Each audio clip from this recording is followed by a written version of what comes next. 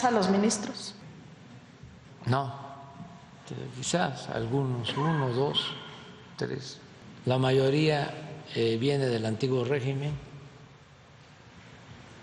y no se atreven a llevar a cabo una reforma de fondo en el Poder Judicial. Ya deberíamos de pensar si le seguimos llamando Suprema Corte de Justicia. Pues duras palabras del presidente López Obrador en contra de los ministros de la Suprema Corte. Solo confía en 2 o 3 porque la mayoría es del antiguo régimen, que no están interesados en una reforma al Poder Judicial. Hay que decir que una reforma de fondo al Poder Judicial solo podría venir del Poder Legislativo. El distanciamiento es más que evidente. El presidente también reconoció que no se ha reunido con la presidenta de la Corte, Norma Piña, y no tiene programado hacerlo, ya que la relación Corte-Presidencia es institucional. El presidente también arremetió en contra de los consejeros del Instituto Nacional Electoral. Al defender su plan B de la reforma, afirmó que son ellos los que han puesto en riesgo la democracia y permitieron diversos delitos electorales. Así lo dijo. Los que ponen en riesgo la elección son ellos siempre. ¿Qué no son estos los que le dieron registro a candidatos a la presidencia que no cumplían los requisitos por consigna, porque se los pidió el presidente de ese entonces?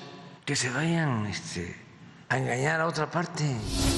En este tema de magistrados y consejeros, ayer el Pleno de la Suprema Corte desestimó las impugnaciones del PAN, PRI, PRD y Movimiento Ciudadano en contra de la estructura y el presupuesto del Instituto Electoral de la Ciudad de México. Con este fallo se valida la eliminación de 5 unidades técnicas y unas 100 plazas del órgano electoral capitalino, como parte de las reformas de austeridad que tomó el Congreso de la Ciudad de México. Los ministros concluyeron que esto no vulnera la autonomía del Instituto Electoral de la ciudad. Ayer el Comité Universitario de Ética de la UNAM envió una convocatoria a la ministra Yasmín Esquivel para que presente pruebas o argumentos dentro de la investigación que se sigue en su caso por el plagio de la tesis de licenciatura. Sin embargo, no se estableció la fecha en la que podrán recibirla a ella o sus representantes. Y en la protección de los jueces. Con toda la información, antes de irnos al fin de semana, Cristal Mendívil. Cristal, buenos días. Viernes, mi querido Paco, qué gusto saludarte y a todos ustedes, por supuesto, donde quiera que nos estén sintonizando esta mañana. Vamos ahora al caso de Rosario Robles, la ex titular de la Sedesol. ¿Qué ha pasado con ella? Recordemos que fue dejada en libertad, aunque, bueno, se encuentra en prisión domiciliaria. Solamente salió del penal. Esto por el delito de ejercicio indebido del servicio público por omisión en el caso de la llamada estafa maestra. Bueno, pues ahora resulta un tribunal federal le concedió un amparo para que el juez que lleva su caso analice si se mantiene o no vigente la acusación en su contra y una vez evaluada se establezca si el juicio sigue o se cancela. Ella misma lo anunció en su cuenta en Twitter, dijo que sus abogados darían a conocer más detalles. No podemos decir que perdió varios años de vida al estar en un penal, pero sí de todo lo que se perdió, ¿no? De poder llevar el proceso en libertad como ahora lo está haciendo. Y bueno, esta fue su reacción el día de ayer. Y así como el caso de Rosario Robles, hay otros que están pendientes de la aplicación de la justicia. Uno de ellos es el de Israel Vallarta, quien está acusado, recordemos, de secuestro y sigue en prisión luego de 17 años sin sentencia. Rosa Isela Rodríguez, la secretaria de Seguridad, detalló que las autoridades federales siguen de cerca todos estos casos, también como el de la saxofonista María Elena Ríos. ¿En qué estamos? En estas... La juez de control de circuito judicial, Marta Santiago Sánchez, ya notificó al director del penal que al no existir las condiciones para realizar el traslado y la vigilancia de Juan Antonio, él deberá seguir cumpliendo con la prisión preventiva en el penal varonil de Tanibet. Y mire, aquí lo comentamos, el caso de María Ángela se ha convertido en otro de esos misterios sin resolver. ¿Qué fue lo que sucedió realmente con esta jovencita?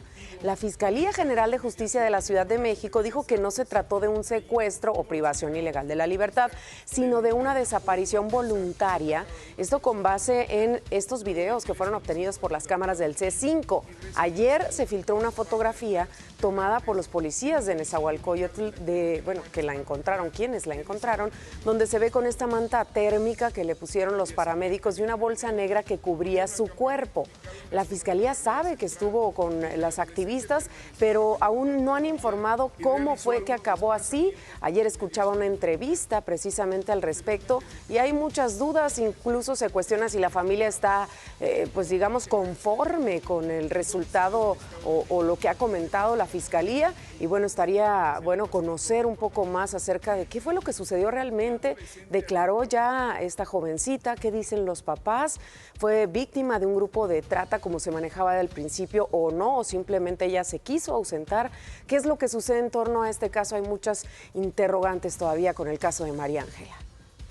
Y mire, ayer el presidente López Obrador reconoció que el delito de extorsión aumentó aquí en nuestro país. Esto luego de los videos que le hemos dado a conocer, donde sicarios golpean a mecánicos y a taqueros porque quieren que paguen derecho de piso. Esto en el estado de Sonora, por allá en el municipio de Caborca. Bueno, Rosa Isela Rodríguez, la secretaria de Seguridad, también aceptó que hay una cifra negra que hace difícil conocer su real magnitud, así que pidió a los encargados del delito de secuestro, quienes, dijo, han visto reducida su carga de trabajo, que se sumen al combate a la extorsión. De no creerse, hablando de estos videos que ya se los habíamos dado a conocer, ¿qué cree que dice el gobernador de Sonora, Alfonso Durazo?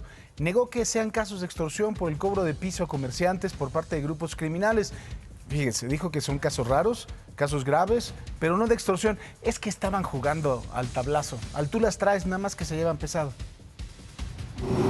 Estamos investigando, pero lo importante es que no se trata de casos de extorsión. Absolutamente no. Absolutamente no. No se trata de cobro de piso. Implican un problema en tanto que golpean a una persona, en tanto que hay un arma involucrada. Ay, Poncho. Hablando de extorsiones, esto es el colmo. Vea lo que ocurrió en el municipio de Gabriel Zamora, en Michoacán. Un grupo armado atacó las oficinas de cable de la empresa Media Group.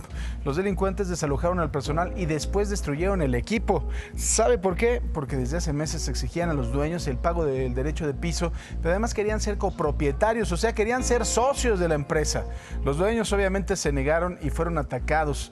Hasta el momento hay 4 municipios en donde se suspendió el servicio de cable, internet y de telefonía de la compañía. Yo creo que más bien querían que ya estaban viejos los equipos y había que destruirlos y entonces por eso lo hicieron, ¿no? Ya es lo único que falta que digan las autoridades. Los 10 policías de la Ciudad de México que participaron en la detención de 12 personas relacionadas con el ataque a nuestro compañero Ciro Gómez Leiva recibieron un reconocimiento. Los agentes pertenecen a la Subsecretaría de Inteligencia y fueron felicitados por el mismo Omar García Harfuch, quien adelantó que ya cuentan con avances para dar con los autores intelectuales. Y antes de ir a las noticias internacionales, luego de que el exsecretario de los Estados Unidos, Mike Pompeo, declarara que México aceptó en privado que el gobierno de Donald Trump pusiera en marcha el programa de devolución de migrantes Quédate en México, el canciller Marcelo Ebrard rechazó que esto sea verdad. A través de un comunicado aseguró que todo forma parte de una campaña basada en ideas antimexicanas que buscan presentar a México como una amenaza para poder construir un muro. Detalló que en esta reunión, la cual ocurrió el 15 de noviembre del 2018 en Houston, el propio Pompeo confirmó que no se aceptó un acuerdo alguno y añadió que la postura de México continúa siendo la de rechazar la firma de un acuerdo bilateral que comprometa a México de manera permanente. Vamos ahora sí con la información internacional. Quique, ¿cómo estás? Quique Villanueva. Hola Paco, ¿cómo estás? Excelente, bien, es que saludarte. Oigan, quizá la guerra entre Ucrania y Rusia es la más novedosa, pero no la única. Vean nada más lo que está pasando en la Franja de Gaza. Autoridades palestinas anunciaron que dejarán de cooperar en materia de seguridad con Israel tras la muerte de 9 palestinos durante una incursión militar israelí en el campamento de refugiados, esto en Jenin, de Cisjordania ocupada. Por su parte, el ejército de Israel afirmó haber llevado a cabo lo que calificó como una operación antiterrorista contra la organización armada Yihad Islámica. A la luz de la repetida agresión contra nuestro pueblo y el incumplimiento de los acuerdos firmados, incluidos los de seguridad, consideramos que la coordinación de seguridad con el gobierno de ocupación israelí ya no existe por el momento. Con la información de las redes sociales y la pregunta del día, Giselle Lara. Giselle, ¿cómo estás? Buenos días. Muy bien, Paco, muy buenos días. Y allá en casita, muchas gracias por terminar la semana con nosotros, con mucha información, bien informados. Y la pregunta de esta mañana se refiere a un tema muy controversial. ¿Cree que algún día le retiren el título a la ministra Yasmín Esquivel? ¿Sí o no? ¿Qué es lo que usted opina? Recuerde que nos pueden buscar a través de las redes sociales en @imagencea, por medio de Twitter, Facebook e Instagram, y además esperamos sus comentarios. Regreso contigo, Paco. Gracias, G. Y mire, nos vamos hasta Naucalpan, en el Estado de México, en donde un microbús se quedó sin frenos y se impactó en contra de una camioneta y después en contra de un poste. Aparentemente se quedó sin frenos, además de que iba exceso de velocidad. Al lugar acudieron policías municipales de Naucalpan, así como paramédicos, quienes afirman que no hubo personas lesionadas, únicamente daños materiales, lo cual es un milagro, ¿no? Obviamente los daños a los vehículos en particular. Caí en el Estado de México porque 30 casas resultaron afectadas por otra megafuga de agua en las líneas de conducción del sistema Cutzamala, como si tuviéramos tanta, ¿verdad? Tanto recurso.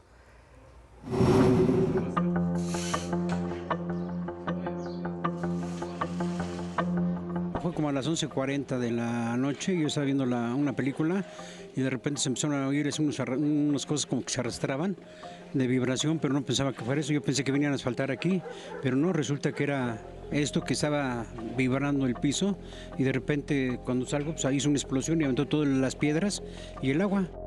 Unos pensaron que llegaba maquinaria pesada, otros que era un temblor, pues el piso de sus viviendas se movía, pero era una nueva ruptura en la tubería del macrocircuito del Cutzamala que pasa por la calle Dalias en la colonia Izcalli, Ecatepec.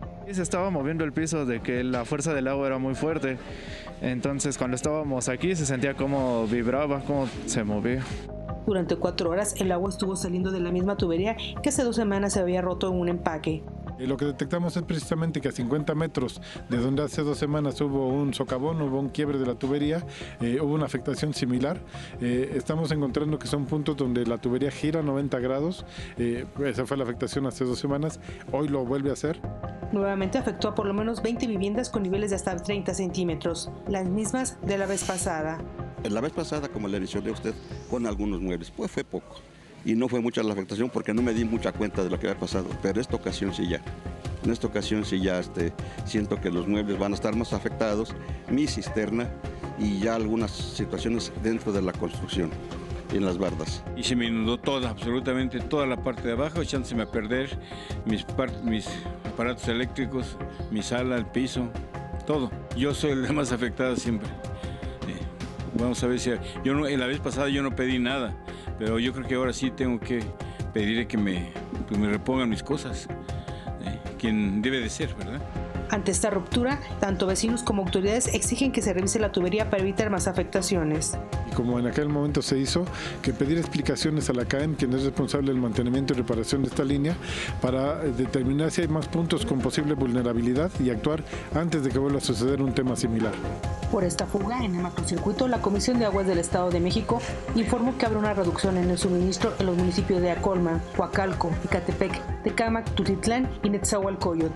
Pues es lamentable, ya que en la colonia y tanto en el municipio no siempre hay agua y hay que recurrir a las pipas particulares. Lastimosamente no hay agua y hay que hacer un gasto para tenerla. Para Imagen, María de los Ángeles Velasco. Ayer en Imagen Noticias vimos cómo algunos conductores del metro pierden toda comunicación con algunas estaciones y además de todo que no sirve el sistema que los permite manejar con un poco más de seguridad cuando está lloviendo. Ahora vamos a ver cómo faltan refacciones y los trabajadores canibalizan los viejos trenes y los vagones para reparar los trenes que sí funcionan. Es un recorrido por los talleres de Zaragoza.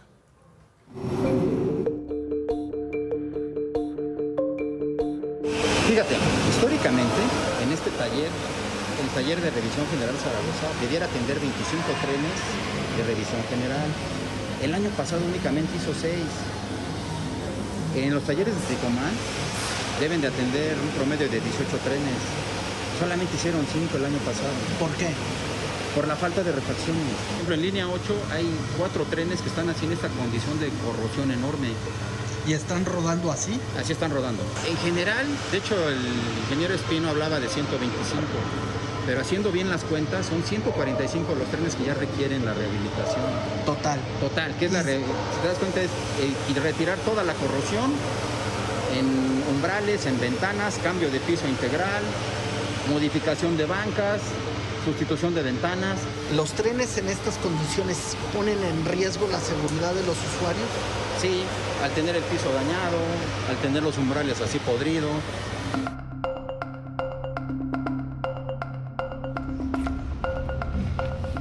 ¿Esta es la principal fuente de refacciones del metro? Sí, te decía, 2019 se pide, 19, 20, 21, 22, 23. Ahí están las evidencias, se le pueden demostrar a las autoridades. Oye, te he pedido todo esto. Que ellos nos comprueben qué me han traído. Compruébame de las totales refacciones que te he pedido, ¿qué me has traído? No me han traído nada. ¿Qué tenemos que hacer? Pues móntalo. El servicio debe seguirse brindando. Estos carros son del incidente que tuvimos en Tacubaya. Pero si los ves, están todos desvalijados. Se desmontó todo, mira. Ahorita. De potencia, cableado, ruedas, etcétera, ¿no? ¿Esto es lo que ustedes llaman canibalizar? Sí, dejas la caja desnuda. Allá al fondo vas a ver, se ven más carros, mira. Chécale al fondo. Sí. Hay más carros. ¿Y qué es lo que se le saca? Todo. Si te das cuenta, mira, cableado, sistemas de tracción, compresores, convertidores, lámparas, puertas, sistema de puertas, ventanas. Entonces todo se recupera. 189 ya fuera ya rebasaron el mantenimiento, el requerimiento para mantenimiento mayor. ¿Cuántos están detenidos y siendo canibalizados? Por rehabilitar había 125, pero por el mismo retraso y que se siguen acumulando, pues ya tenemos 145. Y detenidos son, me parece que 98. Hay carros así aquí en Zaragoza, en Ticomán, en Indios Verdes y en El Rosario. Ahí es la sumatoria de todos los trenes que mencionan que están detenidos. Pero están así de canibalizados algunos. Pues estarían brindando servicio, ¿no? Brindando servicio y confort a los usuarios, pero pues, ve, aquí los tenemos desvalijados. Y en algún punto ya no se compró, aún a pesar de lo que diga la Secretaría de Finanzas de la ciudad. ¿Cuál es el problema con reutilizar? Si se tiene una pieza ahí disponible, ¿por qué no usarla? Si está en condiciones, se monta. Pero si ya llevo años montando y debo montar lo nuevo, pero no me lo traen.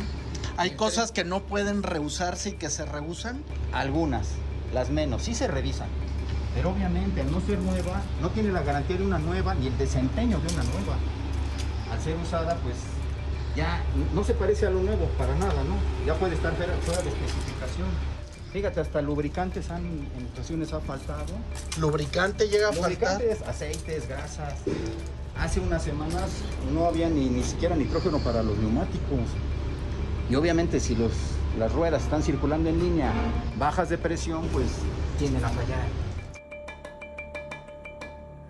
Y justamente ayer le preguntaron a la jefa de gobierno de la Ciudad de México, Claudia Sheinbaum, sobre las denuncias que han hecho los trabajadores del metro, en especial las que tienen que ver con el sistema de comunicación. Esto fue lo que dijo. No es que el gobierno no esté interviniendo en el metro. Estamos haciendo una inversión muy importante. Si hay carencias en algunos lugares, pues evidentemente tienen que solucionarse pues con una mejora de la distribución de los recursos en el metro. Y ya lo hemos dicho, si es necesario más recursos, pues vamos a hacer una austeridad mayor en la ciudad para que el metro los tenga. Y a los trabajadores del metro ese es el mensaje, que vamos a dejar, como dije, un mejor metro del que recibimos. ¿Qué le parece si vamos a los dineros? El dólar, 18 pesos con 23 centavos a la compra y 19 pesos con 28 centavos a la venta. El euro, 18 pesos con 73 centavos a la compra y 21 pesos con 7 centavos a la venta.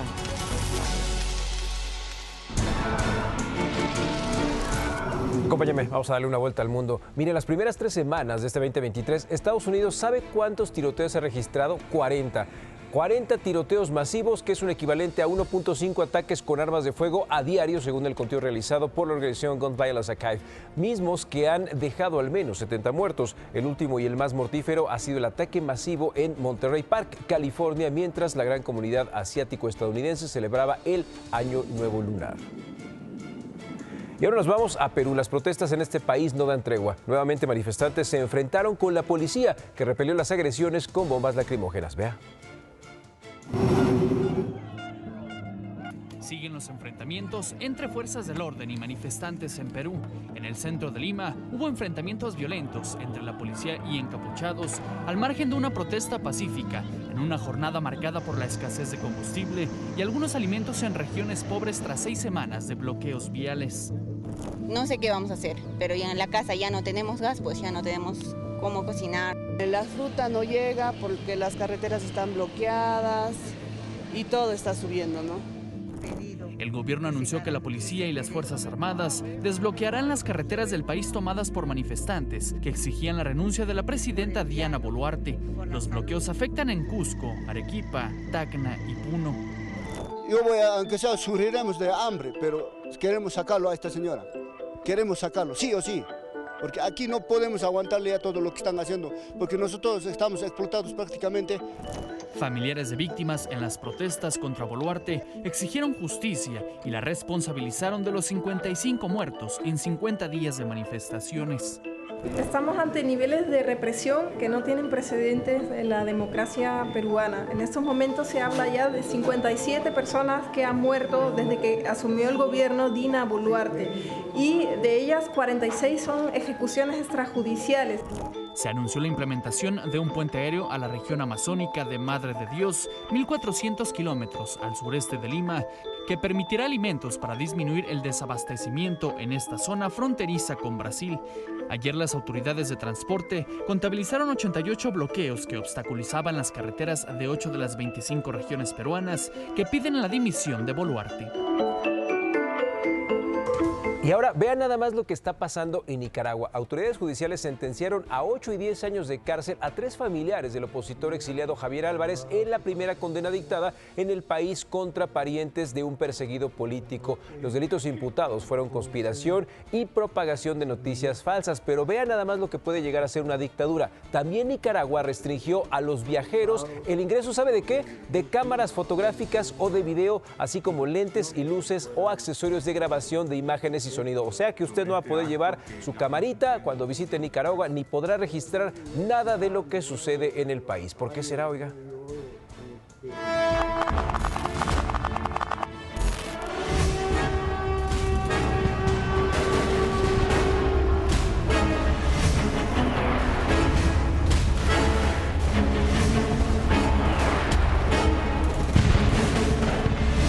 ¿Y qué está pasando en la guerra? Le cuento que Rusia lanzó nuevos ataques contra Ucrania un día después de que los aliados occidentales de Kiev aceptaran enviarle tanques pesados para resistir a las tropas de Moscú. Esto es lo que hizo Rusia. Vean nada más.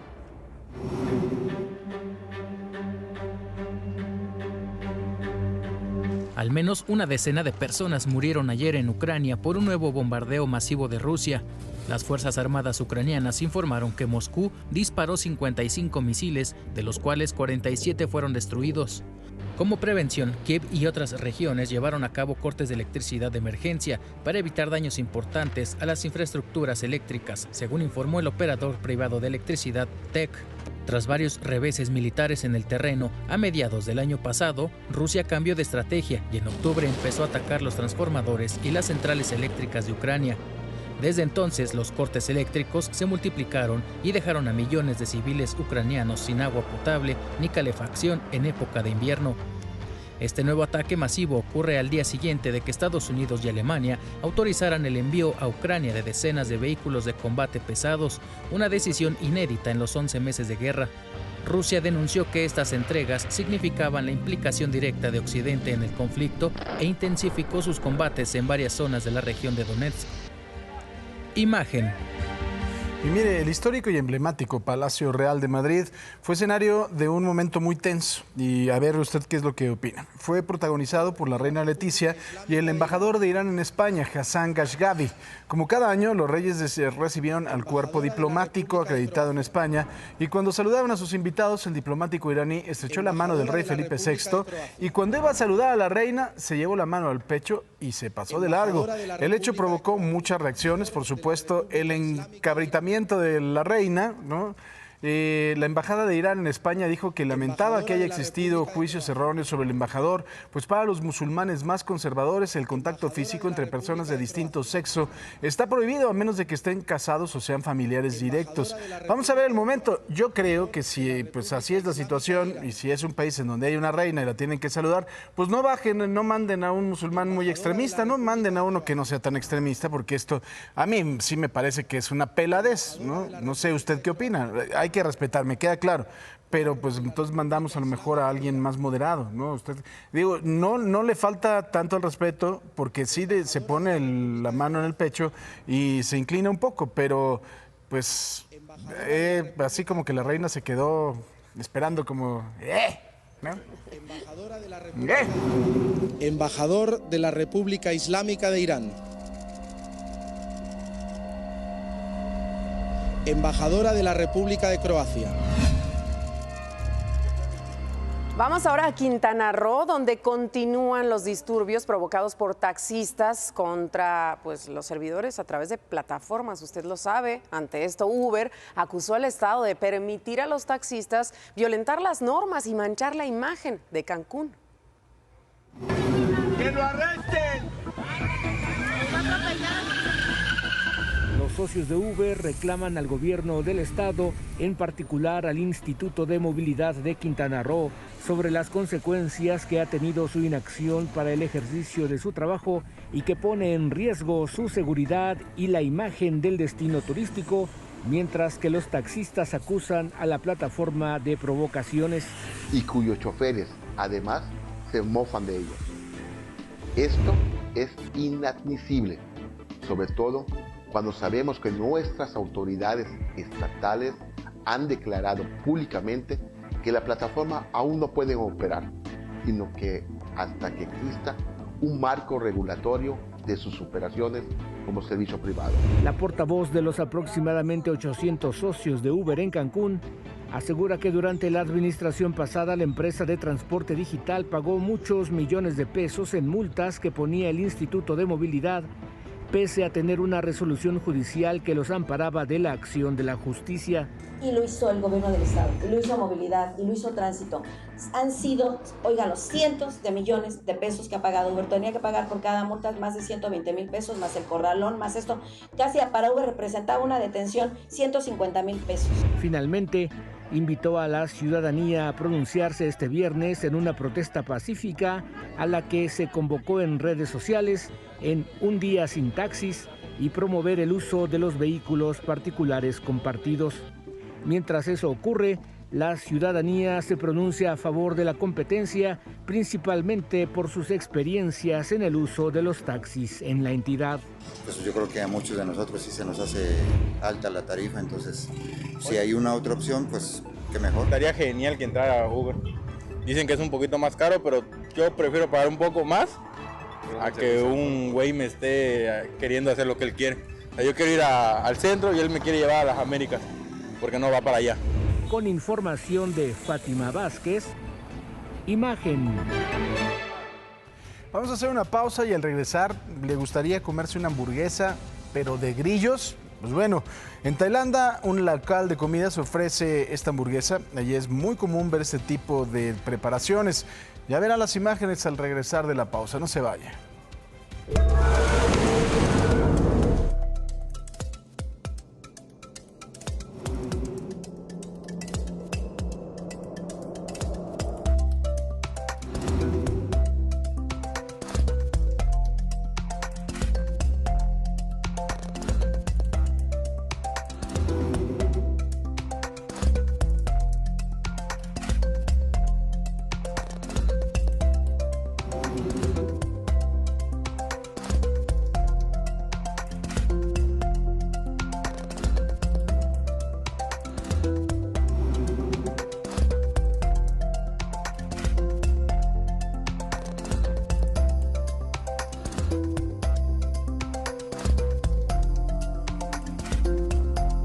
Mira lo que pasó anoche en la alcaldía Cuauhtémoc, en la Ciudad de México.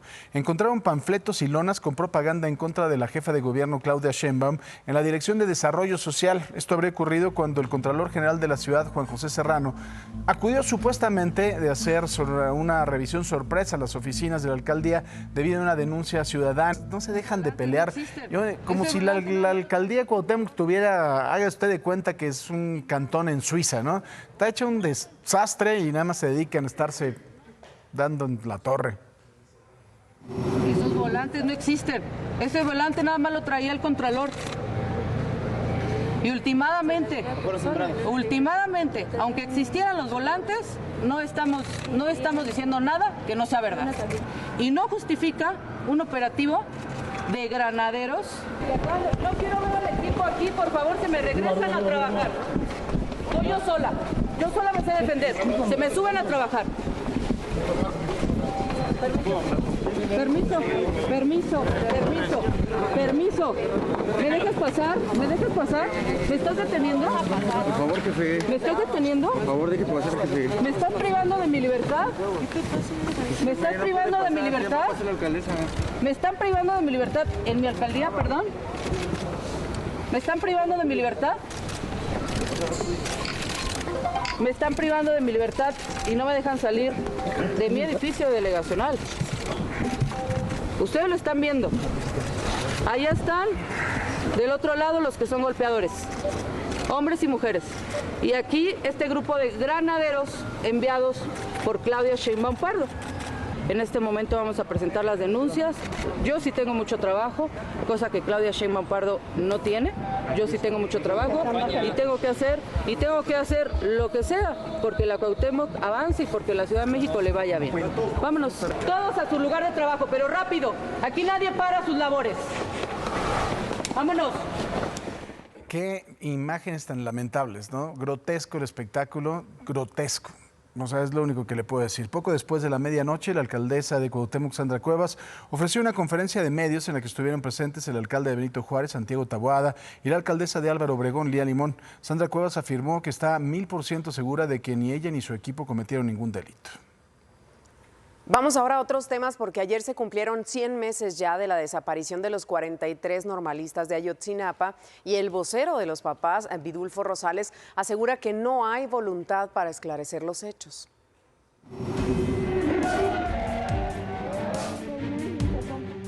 Este jueves 26 se cumplieron 100 meses de la desaparición de los normalistas de Ayotzinapa.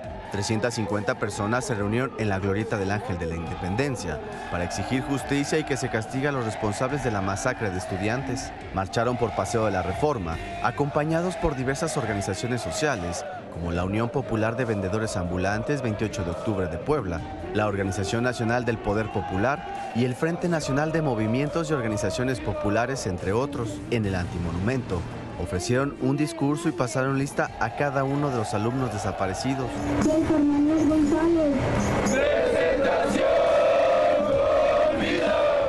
No vemos que haya una voluntad de esclarecer los hechos.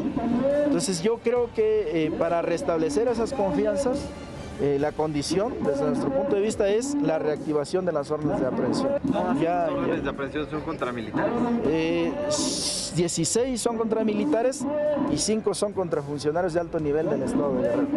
En el hemiciclo a Juárez realizaron un mitin donde afirmaron que seguirán en la lucha, a pesar de las condiciones adversas en las que se encuentra el movimiento en este momento. Vidulfo Rosales, vocero de los padres de los normalistas, mencionó que a mediados de febrero tendrán una cita con la Comisión para la Verdad y Acceso a la Justicia del caso Ayotzinapa. Si todo sale bien, buscarán reunirse con el presidente de la República. Con información de Jorge González, Imagen. Y familiares y amigos le dieron el último adiós a José Melesio. Aquí le hemos estado platicando de este caso. Él desapareció en Zacatecas y fue encontrado en una fosa junto a Daniela, Viviana y Paola. Fue velado en León, Guanajuato. El El cuerpo de José Melesio Gutiérrez es velado en una funeraria de la ciudad de León, Guanajuato. Él desapareció en compañía de 3 mujeres, entre ellas su novia, el pasado 25 de diciembre en el estado de Zacatecas, y después se confirmó la muerte de todos. La semana pasada, la fiscalía de aquel estado confirmó que los cuerpos encontrados en una fosa del municipio de Tepetongo pertenecían a Daniela, novia de José Melesio, Viviana, hermana de Daniela, y Paola, prima de ambas. El último cuerpo que faltaba por identificar era el de José Melesio, ya que las muestras genéticas de sus padres se enviaron tiempo después. Finalmente, pues desgraciadamente Dios lo quiso así, pues ni modo. Teníamos la esperanza de que todo fuera mentira, pero desgraciadamente fue verdad y aquí estamos. El velorio de José se realiza en la ciudad de León porque en esta ciudad nació hace 36 años. Sus padres, que también son de León, pero radican en Ohio, piden a las autoridades que se haga justicia. Pues yo pido que se haga justicia con todo el peso de la ley a las personas que hicieron tanto el daño a mi hijo como a las 3 muchachas que iban acompañadas con él. No obstante, lamentan que se haya hecho poco por investigar antes de encontrar los cuerpos sin vida. Honestamente, yo pienso que mi hermano y a las muchachas le falló el gobierno de Zacatecas. Para mí no se hizo mucha lucha. Cabe recordar que José Melesio viajó a México a finales del año pasado con la intención de pasar unas vacaciones con su novia en Cancún y afinar los detalles de su boda, que sería en septiembre. Sin embargo, su desaparición, luego de un viaje a Zacatecas, y su posterior muerte frustraron todos los planes y destrozaron a sus familias. Ahora se ajustan los detalles para su traslado a Estados Unidos, lugar donde radicaba y donde tenía su nacionalidad. Para Imagen, Luis Negrete, Toledo.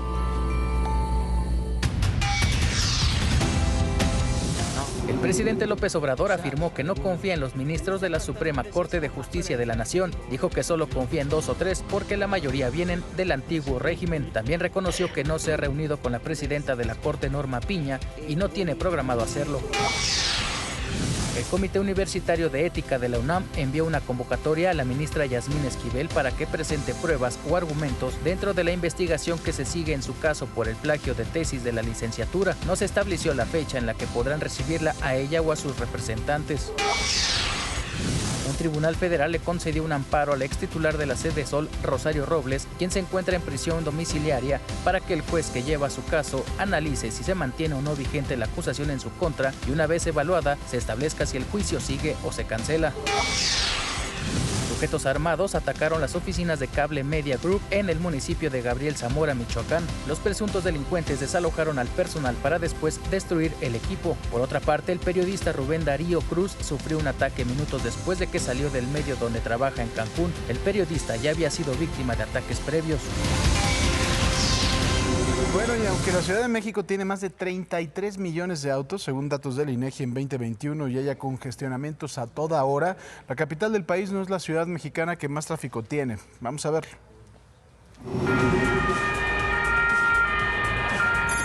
¿Alguna vez se ha preguntado cuánto tiempo de su vida pasa atrapado en el tráfico de la ciudad? Recientemente, INRIX, una empresa que analiza la movilidad en las grandes ciudades, publicó el Global Traffic Scorecard 2022, que expone 4 años de observar el tránsito en las grandes ciudades del mundo. Detalla aspectos como velocidades en función de los patrones del viaje dentro de cada área metropolitana. Se analizaron 1,000 ciudades de 50 países en los 7 continentes. Según INRIX, las 10 ciudades con más tránsito en el mundo son Londres, donde al año una persona pasa unas 156 horas en el tráfico, Chicago con 155 y París con 138 horas. Le siguen Boston, Bogotá, Palermo, Toronto, Nueva York, Monterrey y Filadelfia. Un dato sorprendente de este top mundial es que la Ciudad de México aparece hasta el lugar 22. Por el contrario, Monterrey ocupa el 9º lugar, donde una sola persona pasa hasta 116 horas en el tráfico, superando a la ciudad estadounidense de Filadelfia. Y aquí en nuestro país, el estudio reveló que las ciudades donde más horas se pierden en el tránsito son Monterrey, Ciudad de México con 74 horas por persona al año, Guadalajara 52, Toluca 38 y Tijuana 37 horas. Por otra parte, las ciudades con el menor tránsito en el mundo son Texas, Carson, Cáceres en España, Springfield y Atlantic City en Nueva Jersey, que pierden solo 1 hora en el tráfico. INRIX fue pionera en la práctica de gestionar el tráfico mediante el análisis de datos de los sensores de las carreteras y también de los vehículos. La realidad de las cosas es que yo ya estaba desacostumbrado, como a nosotros nos tocó trabajar mucho durante la pandemia y entonces íbamos de un lado al otro y la verdad es que era una chulada la ciudad. Ahora ya de verdad regresamos a los traslados de aquí a 2 kilómetros. Sí, no. Y aparte la contaminación, Paco, también lo que afecta al turismo, a la gente que va a trasladarse a lo mejor, que quiere ir a comer a algún lugar, visitar alguna plaza, la accesibilidad a los distintos puntos, ¿no? A donde usted quiera visitar. También eso afecta, porque si sabes que vas a hacer 2 o 3 horas en el tránsito vehicular para ir a comer a tu restaurante favorito, pues dices, no tiene caso, ¿no? Me quedo por acá. También es pérdida de recurso económico. Claro. Ahora, pues suponemos que la Ciudad de México es la que tiene más autos circulando. El tema es que Monterrey, por ejemplo, aumentó como 66% el flujo vehicular. Yo creo que estamos hablando del número de automóviles registrados en la Ciudad de México, que no es que circulen todos los días, ni todos los días en la Ciudad de México.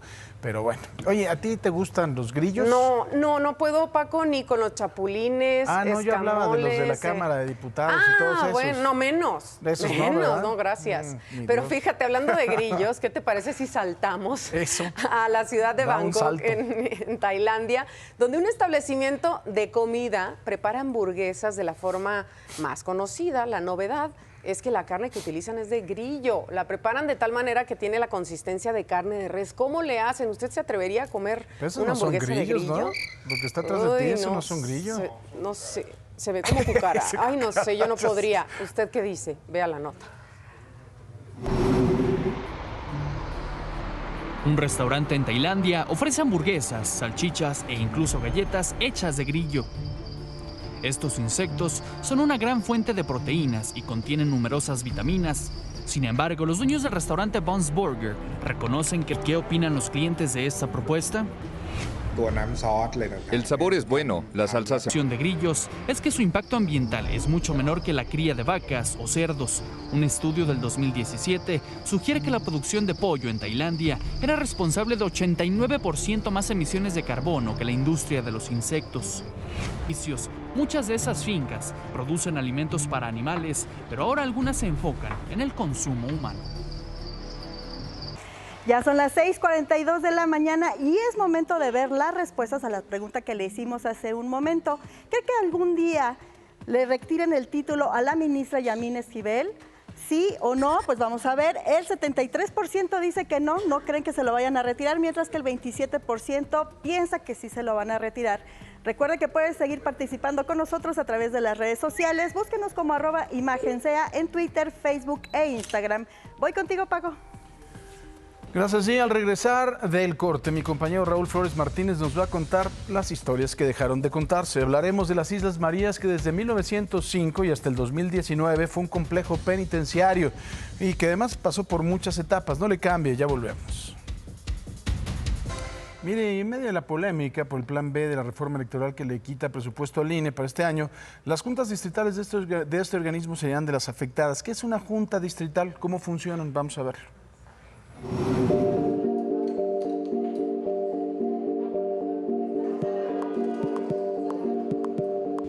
¿Qué hace una junta distrital del INE fuera de proceso electoral? Tomamos el ejemplo de la Junta Distrital 12 en la Ciudad de México, correspondiente a la alcaldía Cuauhtémoc.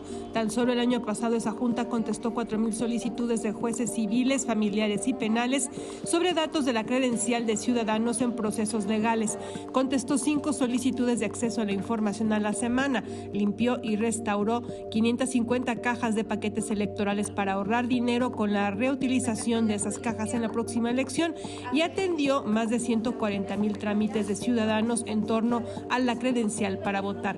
El plan B de reforma electoral ordena desaparecer estas juntas y 4 de los 5 puestos de vocales distritales que atienden, resuelven, organizan, capacitan todo lo que el INE tiene que hacer para haberse convertido en un referente internacional en organización electoral.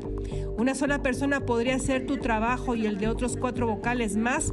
Fue la pregunta que le lanzamos a estos trabajadores del servicio servicio profesional del INE en un día cualquiera de labores. De poder ubicar unas casillas que no solamente es para un proceso electoral, de integrar las mesas directivas de casilla, de atender las quejas ciudadanas, los medios de impugnación que se presentan, y de todas las actividades que tienen que ver con la función principal del instituto, no se podría hacer con una sola persona.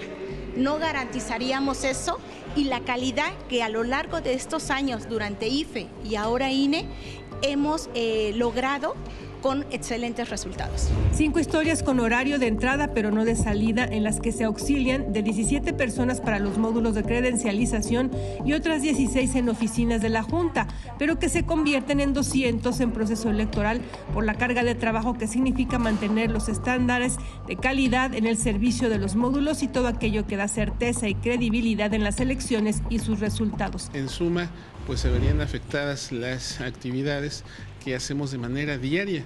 No solamente nosotros nos desempeñamos en proceso electoral, sino que previo a los procesos, pues tenemos que ir preparando unos insumos importantes para que se efectúe el proceso electoral y se garanticen los derechos, en el caso de la obtención de la credencial, del derecho a la identidad y del derecho al voto. Marta Ceballos, vocal de Organización Electoral, nos muestra la bodega con los paquetes electorales que están limpiando para reutilizarlos. Nos cuenta que visitó una secundaria que quiere solicitar urnas electrónicas del INE para hacer una consulta sobre género e inclusión entre los adolescentes.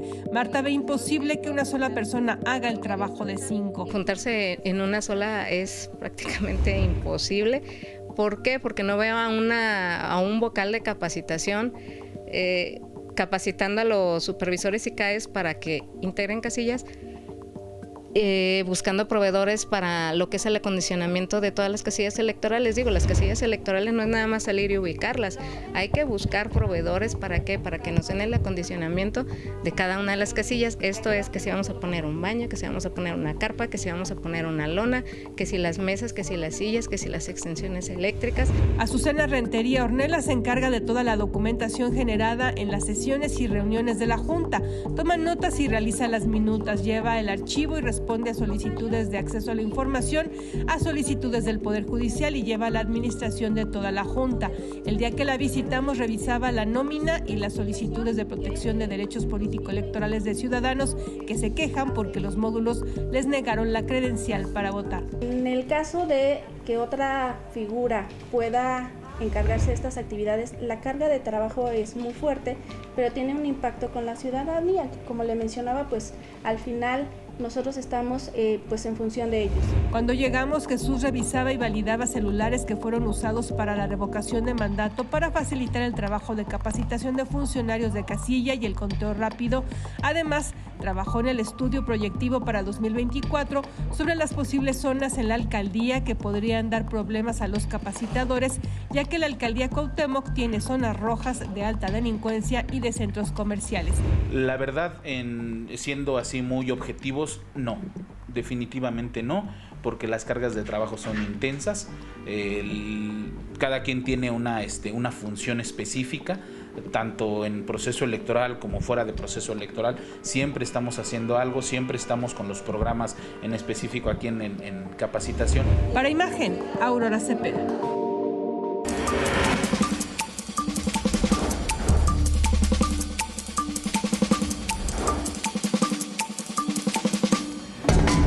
Ya está con nosotros mi querido Raúl Flores Martínez. Las Islas Marías, un lugar que primero era temidísimo, después fue un modelo de readaptación social porque fue el único lugar en el mundo en donde se le permitía al reo vivir con toda su familia y eso impulsaba a que hubiera una real readaptación social hasta que después eso se fue perdiendo y hoy ya es un lugar turístico. Así es, mi querido Paco, muy buenos días y buenos días al auditorio. Pero las historias, más de 114 años de historias que se formaron, muertes, motines, fugas. 4 fugas solamente, pero la que más llama la atención, mi querido Paco, es una que 4 años después se dieron cuenta que el interno se había fugado. O sea, nada más para eso, ¿no?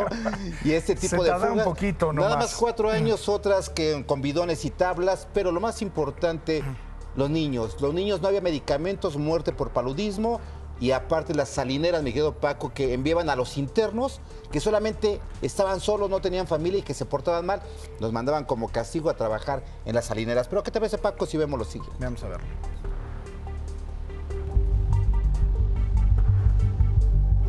Con los primeros rayos del sol se ilumina la vegetación de las Islas Marías. Aquí, el tiempo se ha detenido en este archipiélago compuesto de 3 islas y un islote. A pesar de que por 114 años fue un complejo penitenciario de baja y alta seguridad, enclavado en el Océano Pacífico a 170 kilómetros de las costas de Nayarit, su flora y fauna endémica sobreviven al paso de la modernidad. Islas Marías comienza en 1905 cuando el presidente Porfirio Díaz realiza el decreto como tal, pero no es hasta 1908 que llegan los primeros internos.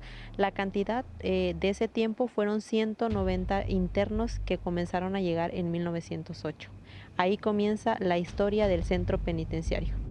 Las historias que fueron guardadas por más de un siglo en esta colonia penitenciaria aún resuenan en esta parte del Océano Pacífico. Uno de los episodios más trágicos que vivieron los internos y sus familias fue la pandemia del paludismo, que se refleja en las tumbas para los menores de edad que fallecieron por la falta de medicamentos. Es una isla, no se contaban con suficientes medicamentos, no se contaba con el transporte adecuado que en su momento ante alguna emergencia pudieran salir de inmediato para resolver esa situación, y es ahí donde se da pues las muertes de esos menores que pues eran los más vulnerables.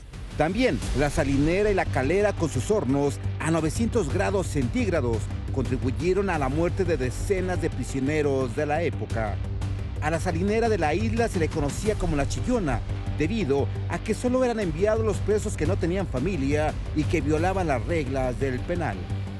La primera etapa fue una etapa complicada debido a que las actividades que ellos tenían, como lo era la salinera y la calera, eran actividades muy pesadas en la cual los internos pues sufrieron demasiados, llegaron inclusive a tener quemaduras, las cuales ahora sí que a causa de que no se tenía tantos medicamentos, pues algunos hasta fallecían por temas de amputaciones y otras enfermedades. La evolución del sistema penitenciario en esta isla se inició en 2009 y en 2011 se concluyó con la construcción del centro penitenciario de máxima seguridad. Este fue el complejo penitenciario de máxima seguridad construido en las Islas Marías, con 3 módulos para la capacidad de 500 presos que eran evaluados mensualmente con la finalidad de saber si eran aptos para convivir con la población penitenciaria que vivía en semilibertad con sus familias. Al llegar el interno o el preso llegaba a estas instalaciones de la prisión de máxima seguridad, durante el transcurso de su llegada pasaban por evaluaciones médicas y evaluaciones psicológicas y se descartaba o en su defecto pues se asumía si este interno era reubicado a alguno de los campamentos que aquí había en Islas Marías Madre. Como en todos los penales del país, también tuvo su motín en febrero del 2013, donde murieron 5 presos y un custodio. También se registraron 4 fugas, la primera en 1989, después 2011, 2012 y la última en 2014.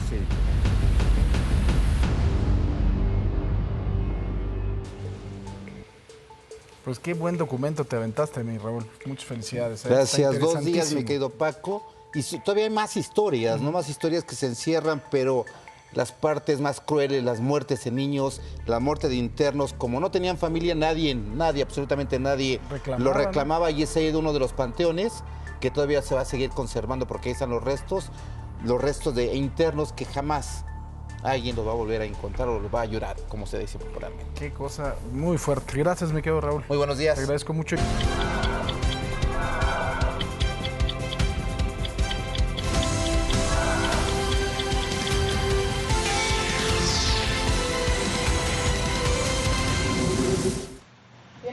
¿A los ministros?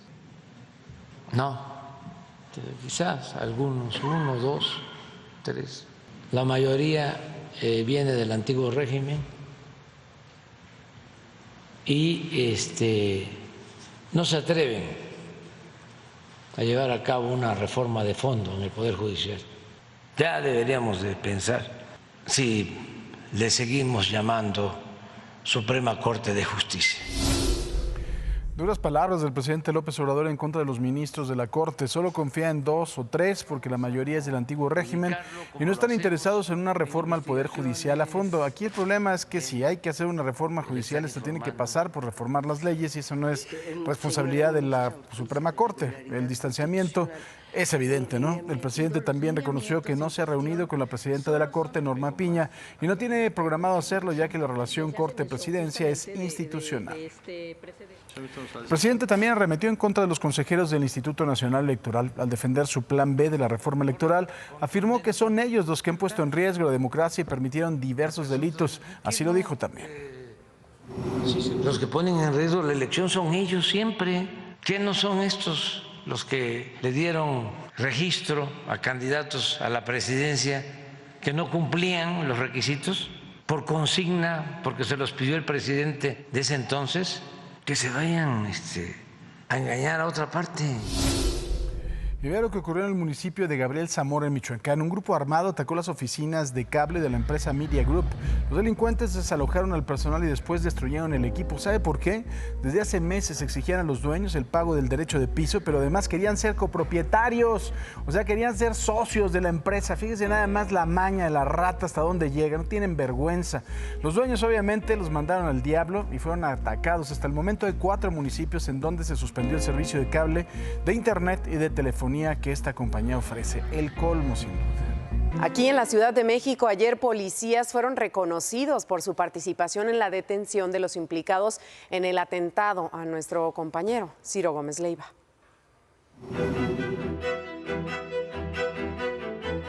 Diez elementos de la Secretaría de Seguridad Ciudadana de la Ciudad de México recibieron un reconocimiento al haber participado en las detenciones de 12 personas que están relacionadas en el atentado contra el conductor de Imagen Noticias, Ciro Gómez Leiva.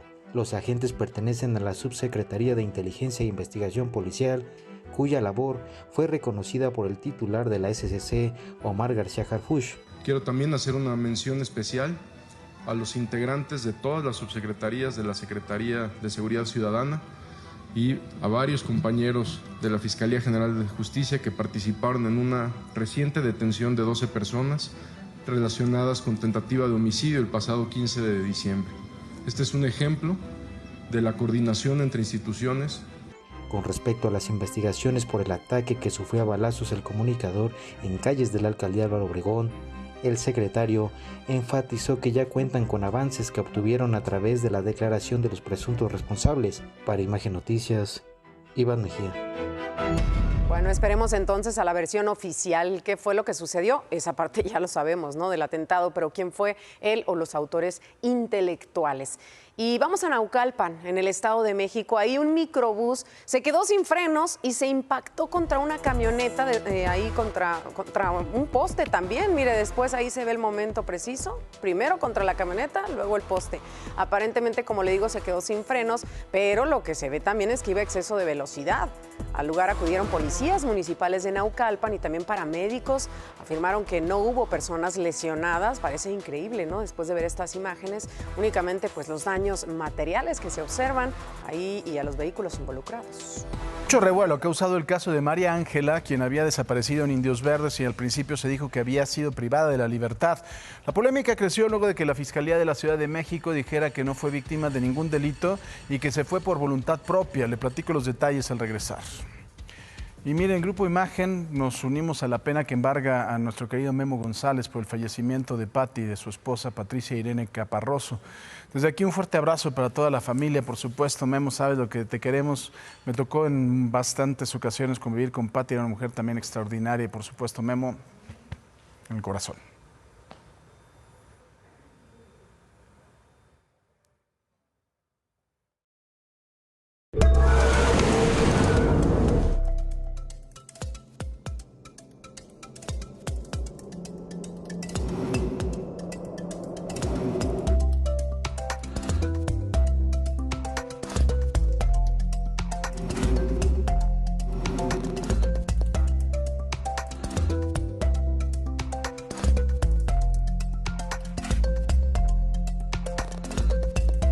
Mire, ayer el Comité Universitario de Ética de la UNAM envió una convocatoria a la ministra Yasmín Esquivel para que presente pruebas o argumentos dentro de la investigación que se sigue en el caso del plagio de su tesis de licenciatura. Sin embargo, no se estableció la fecha en que podrán recibirla a ella o a sus representantes o a sus documentos.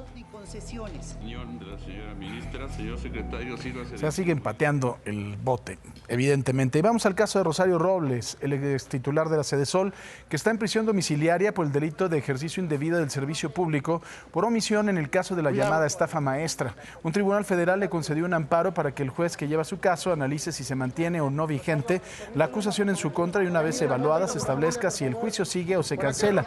Ella misma lo anunció en su cuenta de Twitter y dijo que sus abogados darían a conocer más detalles. Así como el caso de Rosario Robles, existen otros pendientes en la aplicación de justicia. Israel Vallarta, ¿se acuerda que se suponía que era el novio de Florence Cassé, que era el líder de la banda de los Zodiaco, que se supone que tenían en este rancho las chinitas allá en la carretera La Jusco a personas privadas de su libertad? El asunto es que son 17 años de lo que le estoy contando y sigue sin sentencia. Esa es la justicia pronta y expedita que dice la Constitución de la República. Rosa Isela Rodríguez, la secretaria de Seguridad, detalló que las autoridades federales siguen de cerca estos casos como el de la saxofonista María Elena Ríos. La juez de control de circuito judicial Marta Santiago Sánchez ya notificó al director del penal que al no existir las condiciones para realizar el traslado y la vigilancia de Juan Antonio, él deberá seguir cumpliendo con la prisión preventiva en el penal varonil de Tanibet. El otro caso también es el de María Ángela, que parece que es otro misterio sin resolver. La Fiscalía de Justicia de la Ciudad de México determinó que no se trató de un secuestro, sino de una desaparición voluntaria. Esto con base en videos obtenidos por las cámaras del C5. Ayer se filtró una fotografía tomada por los policías de Nesa, que la encontraron en donde se ve con una manta térmica que le pusieron los paramédicos y una bolsa negra que cubría su cuerpo. La Fiscalía sabe que estuvo con las activistas, pero aún no ha informado por qué o de qué forma acabó así. Y precisamente María Ángela es el tema que se ha movido muchísimo en redes sociales en las últimas horas, sobre todo ayer que se diera a conocer esta información y esta fotografía, Paco. Se había dicho que podría haber sido víctima de la comisión de un delito de la trata de personas porque se la habían llevado de esta estación de Indios Verdes, aparentemente privada de la libertad o secuestrada.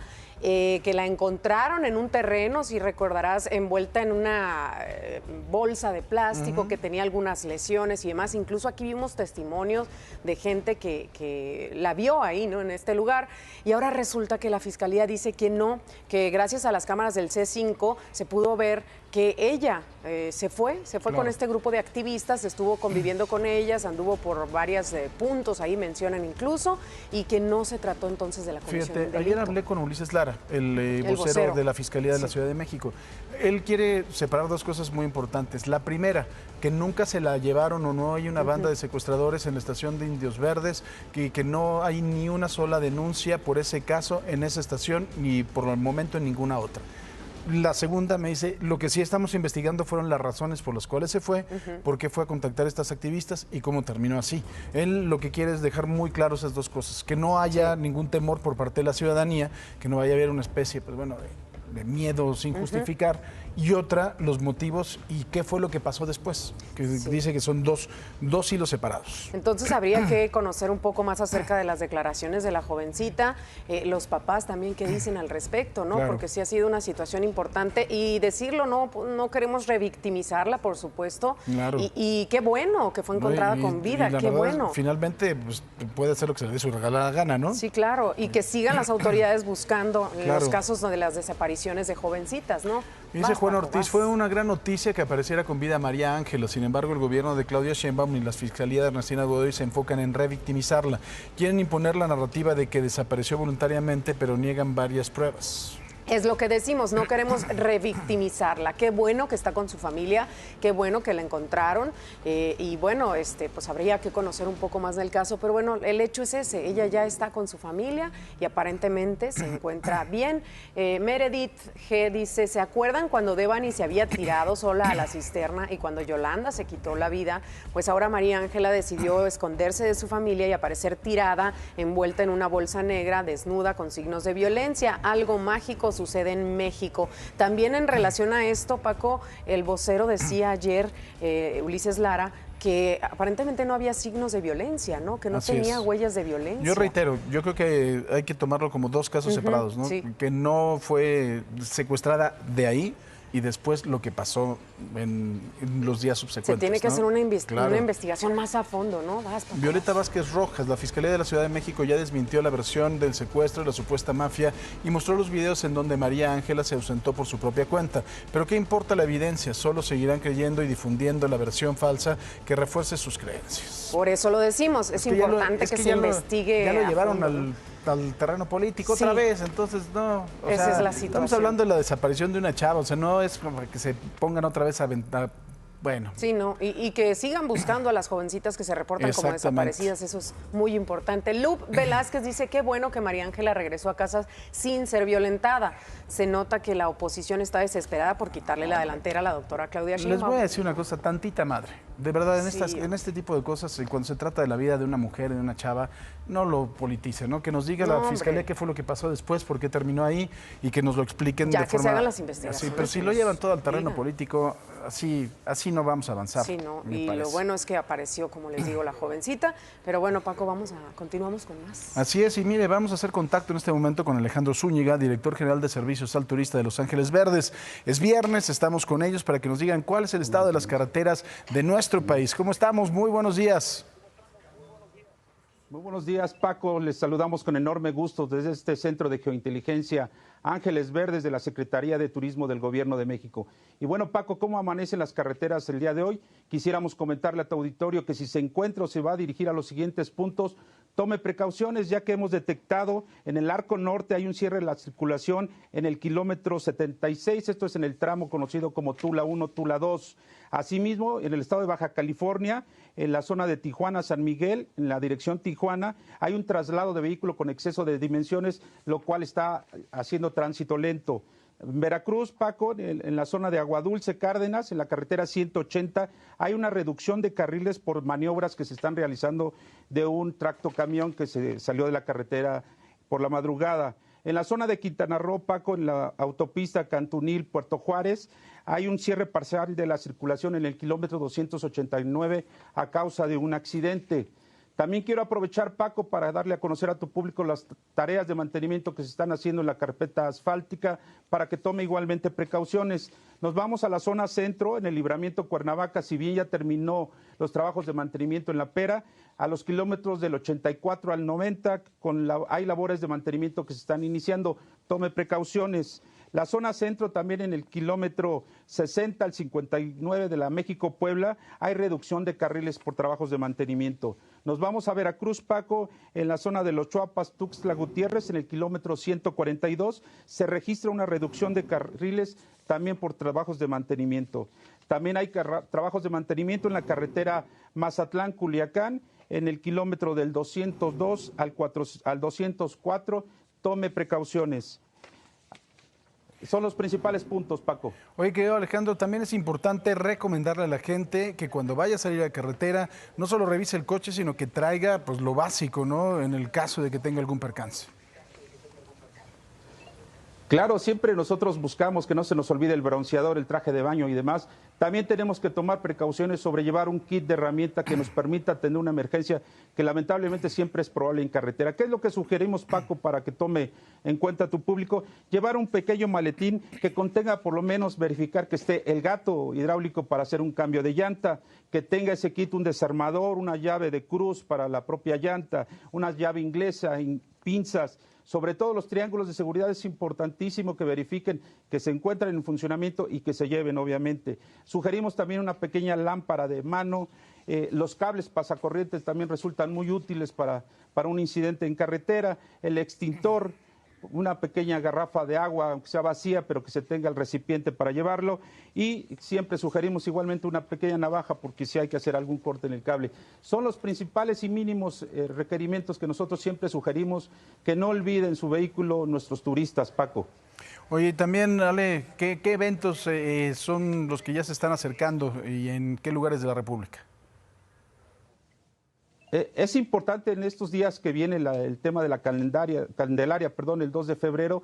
El tema de las peregrinaciones es muy recurrente, sobre todo en la zona de Michoacán, Jalisco y también en la Ciudad de México. Igualmente en la zona de Veracruz está el tema de la fiesta de la Candelaria. Sugerimos tener precauciones también para cuando se vayan a trasladar con los peregrinos, tenerles las ubicación que estén y que no los vayamos a lastimar desafortunadamente. Y bueno, y gozar de las fiestas que esta misma Candelaria nos da para visitar las zonas turísticas del país, Paco.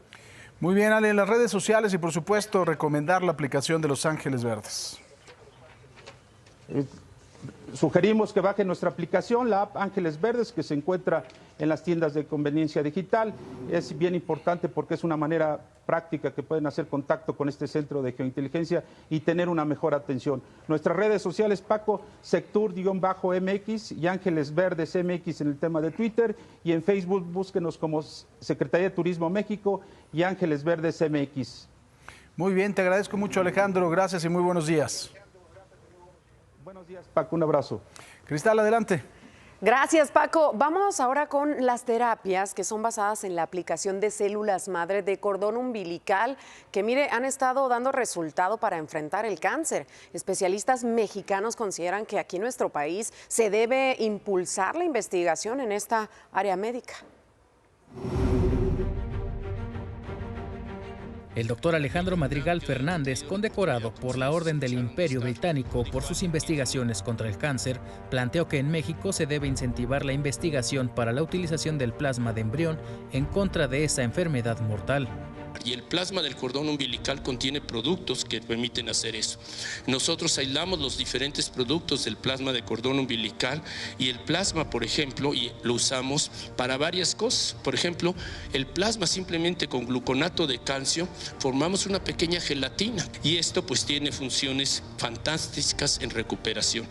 Al dictar la conferencia magistral Presente y Futuro de la Terapia Celular para el Cáncer y otras enfermedades más allá de la última frontera, expuso que el avance científico con las células madre del cordón umbilical hace más viable enfrentar al cáncer con este método que la quimioterapia, por ejemplo.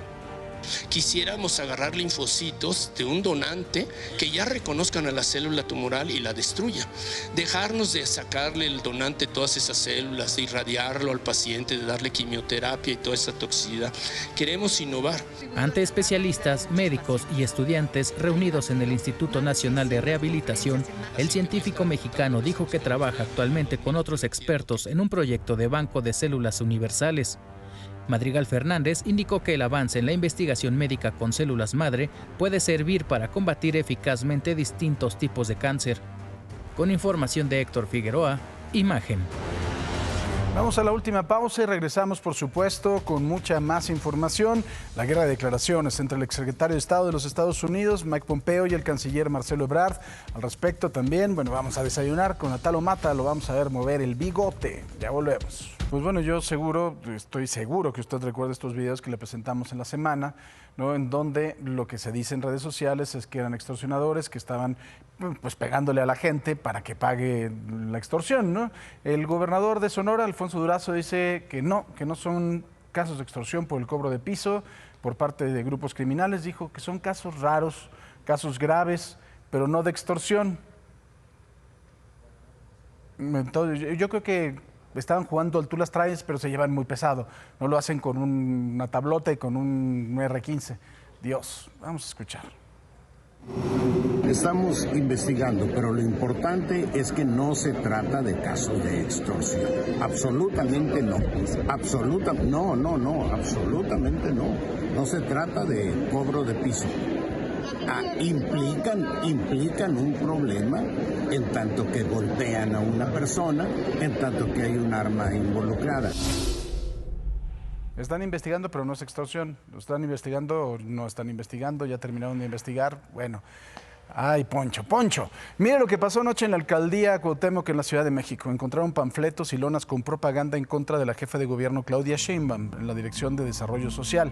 Esto habría ocurrido cuando el Contralor General de la ciudad, Juan José Serrano, acudió supuestamente de sorpresa. La policía rodeó la alcaldía y se pusieron las cosas graves. O sea, por supuesto sabemos que se traen un pique muy importante la jefa de gobierno y la alcaldesa de Cuauhtémoc, pero de verdad la alcaldía está hecho un desastre, ¿no? Y este tipo de pleitos, llevarlos hasta estos extremos, a mí me parece terrible y muy complicado. Vea usted. Esos volantes no existen. Ese volante nada más lo traía el Contralor. Y últimamente, aunque existieran los volantes, no estamos diciendo nada que no sea verdad. Y no justifica un operativo de granaderos. No quiero ver al equipo aquí, por favor, se me regresan a trabajar. Soy yo sola me sé defender, se me suben a trabajar. Permiso.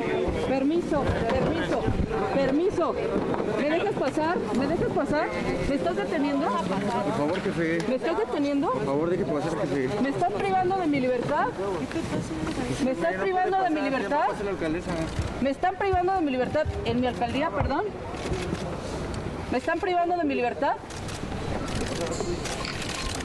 Me están privando de mi libertad y no me dejan salir de mi edificio delegacional. Ustedes lo están viendo. Allá están, del otro lado, los que son golpeadores, hombres y mujeres. Y aquí este grupo de granaderos enviados por Claudia Sheinbaum Pardo. En este momento vamos a presentar las denuncias. Yo sí tengo mucho trabajo, cosa que Claudia Sheinbaum Pardo no tiene. Yo sí tengo mucho trabajo y tengo que hacer lo que sea porque la Cuauhtémoc avance y porque la Ciudad de México le vaya bien. Vámonos todos a su lugar de trabajo, pero rápido. Aquí nadie para sus labores. Vámonos. ¿Usted vive ahí en la alcaldía Cuauhtémoc? Sí pasan por agua, no, o sea, hay luz, no, pero no solo es esto, o sea, estamos hablando del encontronazo entre el gobierno de la ciudad y la alcaldía de Cuauhtémoc. Entonces, pues si usted vive ahí, que Dios lo agarre confesado, ¿no? Después de la medianoche, la alcaldesa de Cuauhtémoc, Sandra Cuevas, ofreció una conferencia de medios en la que estuvo el alcalde de Benito Juárez, Santiago Taboada, y la alcaldesa de Álvaro Obregón, Lía Limón. Sandra Cuevas afirmó que está 1000% segura de que ni ella ni su equipo cometieron ningún delito. Y mire, precisamente, ¿qué es lo que pasa ahí en la alcaldía Cuauhtémoc? ¿Cómo están las cosas? Ahí está mi compañero Rodolfo Dorantes. Él está en el edificio precisamente de la alcaldía. ¿Cómo está, Rodolfo? Buenos días. Gracias, muy buenos días. Efectivamente nos encontramos aquí en la explanada delegacional de esta alcaldía, precisamente Cuauhtémoc. Y bueno, pues ya después de medianoche se retiraron este grupo de granaderos y bueno, como bien lo mencionas, ya ha vuelto a la normalidad. Hay una patrulla de esta alcaldía que se encuentra custodiando este inmueble y reitero, pues poco a poco comienza a llegar la gente que trabaja en esta alcaldía, Cuauhtémoc. Poco a poco ingresan, sin embargo, bueno, reitero, ya no hay presencia de granaderos en este lugar. Únicamente esta patrulla que está custodiando este inmueble, así que, bueno, pues poco a poco comienza a retomar la calma aquí en esta alcaldía, Paco. Muy bien, mi querido Rodolfo, pues estamos muy pendientes de qué es lo que va a suceder el día de hoy, porque la propia alcaldesa dijo que iba a presentar las denuncias respectivas. ¿Cuál será también la respuesta de Claudia Sheinbaum, la jefa de gobierno de la Ciudad de México? Gracias, Rodolfo. Así es, Paco, cualquier cosa lo estaremos detallando. De hecho, pensamos que, como todos los días lo hace, rinde algunos eventos en este lugar. No se encuentra la alcaldesa precisamente en esta zona, Paco. Muy bien, muchísimas gracias. Mire, y no vaya usted a creer que todo esto es por la elección. No vaya usted a creerlo, que se están dando por todos lados yo creo que a veces es fuego amigo, a veces no, entre las corcholatas, las no corcholatas, los corchos y lo que usted me quiera decir. Pero también le tocó a Marcelo Ebrard, el exsecretario de Estado de Estados Unidos, Mike Pompeo, publicó su libro de memorias. Entre algunas escandalosas declaraciones aparecen las negaciones y las presiones hacia el gobierno de México para atender la migración. Y Marcelo Ebrard también contestó y dice que no es cierto y que además contestó con algunos comunicados. La realidad de las cosas es que yo creo que aquí se están dando con todo.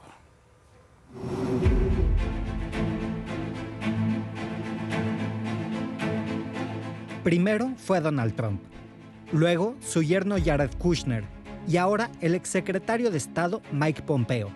En el último año, los tres han hablado y presumido sobre la forma en la que, según ellos, presionaron al gobierno de México por la crisis migratoria, en particular a una persona, el canciller Marcelo Ebrard.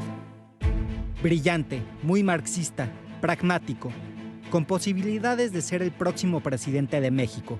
Así es como inicia la descripción de Mike Pompeo sobre Marcelo Ebrard, para después dar el golpe. En su libro, Nunca cedas una pulgada, luchando por el Estados Unidos que yo amo, Pompeo da su versión sobre las negociaciones y presiones que ejerció sobre Ebrard para que México recibiera a miles de migrantes. Cuenta que en noviembre de 2018, Pompeo se reunió con Ebrard, un par de semanas antes de que iniciara el gobierno del presidente López Obrador. En esa reunión, Pompeo le habría dicho que Estados Unidos regresaría a México a los migrantes que solicitaran asilo en la frontera. Si México no aceptaba, cerrarían la frontera por completo. Marcelo estaba visiblemente agitado. Insistió en que México no podía aceptar esos términos, escribió Pompeo. Prometió que le llevaría la propuesta al entonces presidente electo, pero advirtió que no funcionaría. No necesitamos su permiso. Queremos que sea cooperativo, pero no es un requisito, le habría respondido Pompeo a Ebrard. Dice que la única pregunta de Ebrard fue si podían mantener ocultas las negociaciones y acuerdos. Tenía que proteger a su jefe de parecer que había cedido ante el norte, afirma el exsecretario de Estado. El canciller Ebrard respondió a los dichos de Pompeo y afirmó que es una campaña basada en ideas antimexicanas. Dice que México nunca aceptó un acuerdo de tercer país seguro y que haber evitado esa imposición es un logro del presidente López Obrador. Para el canciller Ebrard, los dichos de Pompeo son parte de una estrategia para utilizar a México como uno de los puntos centrales para construir una campaña presidencial hacia el próximo año. Pero en los hechos, es la tercera vez en menos de un año que se mencionan supuestas negociaciones y acuerdos secretos de funcionarios de Estados Unidos con el canciller Ebrard.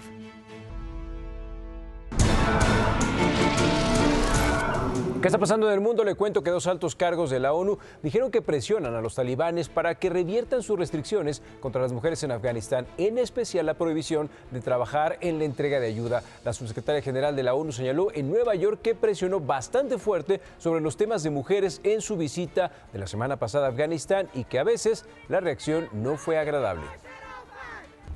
Y mire, el presidente de Estados Unidos, Joe Biden, señaló que va a vetar cualquier regla que proponga a los republicanos para apuntar a sembrar el caos económico y financiero en la nación. Vea. Joe Biden vetará cualquier regla que propongan los republicanos en materia fiscal y que arriesgue al país entrar en default. Así lo dijo ayer el presidente Joe Biden durante un discurso ante obreros en Springfield, Virginia. El discurso presentó algunas de las que podrían ser las líneas de ataque de los demócratas para las elecciones generales de 2024. ¿Por qué en nombre de Dios renunciarían los estadounidenses al progreso que hemos logrado por el caos que ellos están sugiriendo? No lo entiendo. Es por eso que los republicanos del MAGA eligieron deliberadamente infligir este dolor al pueblo estadounidense. ¿Por qué? Esta nación ha pasado por demasiado. Hemos llegado muy lejos para dejar que eso suceda. No dejaré que pase. No bajo mi vigilancia. Vetaré todo lo que me envíen. Biden afirmó que los republicanos en el Congreso buscan bloquear el aumento del techo de endeudamiento del país, lo cual amenaza a la mayor economía mundial con un default o cese de pagos que sería inédito. El mandatario también criticó la idea de algunos republicanos de reemplazar el impuesto a la renta por otro de 30% a las ventas. Así es como están comenzando este nuevo periodo, recortando impuestos a los multimillonarios, aumentando impuestos a las familias de clase media y empeorando la inflación. Y seré claro, si alguno de estos proyectos de ley de alguna manera se aprobara en la Cámara y el Senado, los vetaré.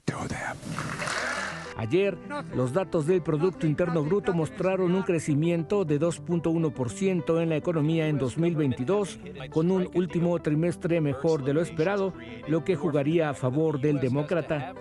El mandatario, que tiene 80 años y es el presidente de más edad en ocupar la Casa Blanca, todavía no anuncia si buscará un segundo mandato. Imagen. Y mire, todavía no acaba enero y ya hay más asesinatos que días en el mes, pero no es en México, es en Estados Unidos. En las primeras 3 semanas de este 2023, Estados Unidos ha registrado al menos 40 tiroteos masivos, es un equivalente a 1.5 ataques con armas de fuego a diario, según el conteo realizado por la organización Guns Violence Archive, mismos que han dejado al menos 70 muertos. El último y el más mortífero ha sido el ataque masivo a Monterey Park, California, mientras la gran comunidad asiático-estadounidense celebraba el Año Nuevo Lunar. Y ahora nos vamos a Haití porque, mire, manifestantes y policías marcharon para protestar contra los asesinatos de agentes por parte de pandillas armadas en esta nación caribeña que está en total caos. Vean. Manifestantes y policías marcharon ayer en la capital de Haití por los asesinatos de agentes por parte de pandillas armadas en el país que sufre el recrudecimiento de la violencia. Colocaron barricadas en Puerto Príncipe, un día después de que pandillas que tienen el control de buena parte de Haití y se financian de secuestros extorsivos, atacaron la sede de la policía en un poblado al norte del país y mataron a 6 policías. Somos el futuro del país. Sin seguridad, un país no existe y no puede alcanzar desarrollo. Estamos en las calles para luchar en contra de actos de vandalismo. Los manifestantes intentaron asaltar la oficina del primer ministro, Ariel Henry, y entraron en la pista del aeropuerto internacional Toussaint Louverture hasta interrumpir el tráfico aéreo. El miércoles, 2 agentes fueron asesinados y luego otros 4 fueron arrastrados hacia las afueras de la estación de policía, donde fueron ejecutados, según dijo a un radio local el comisionado de policía, James Bruce Myrtle. Washington alzó su voz y dijo que Estados Unidos seguirá imponiendo sanciones a los responsables de esta atroz violencia. Desde comienzos de año, 14 policías han sido asesinados por pandillas armadas. Haití sufre una creciente crisis política y económica, provocada en parte por el asesinato del presidente Jovenel Moïse en julio de 2021. Según el último informe de la ONU sobre Haití, la fuerza policial sigue sobrecargada, sin personal ni recursos.